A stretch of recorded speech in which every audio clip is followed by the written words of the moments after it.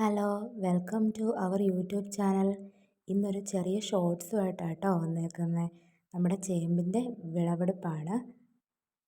ആദ്യമേ നമ്മൾ പരിസരമൊക്കെ ഒന്ന് വൃത്തിയാക്കിയിട്ട് അതിനുശേഷം പറിച്ചു തുടങ്ങാവുന്നതാണ്.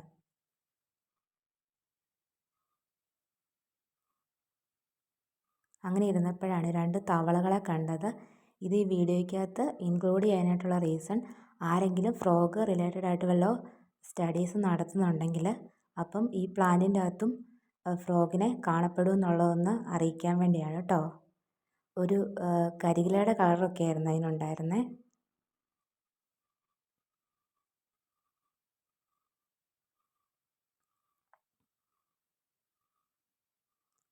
ഇതാണ് നമുക്ക് കിട്ടിയ ഒരു വിത്ത്. ഇത് ചെറിയ വിത്തായിരുന്നു, കാരണം പ്രത്യേകിച്ച് വളങ്ങളൊന്നും അങ്ങനെ പ്രൊവൈഡ് ചെയ്തിട്ടില്ല, തന്നെ ഉണ്ടായി വന്ന. അപ്പം അതുകൊണ്ട് അതനുസരിച്ചുള്ള മുഴുപ്പേ ഉള്ളൂ വിത്തിനൊക്കെ.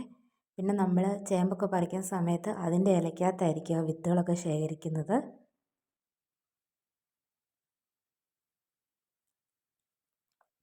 ഇനി കൈ വെച്ച് പറിക്കാൻ ബുദ്ധിമുട്ടാണെങ്കിൽ നമുക്ക് തൂമ്പ ഒക്കെ യൂസ് ചെയ്യാം കേട്ടോ.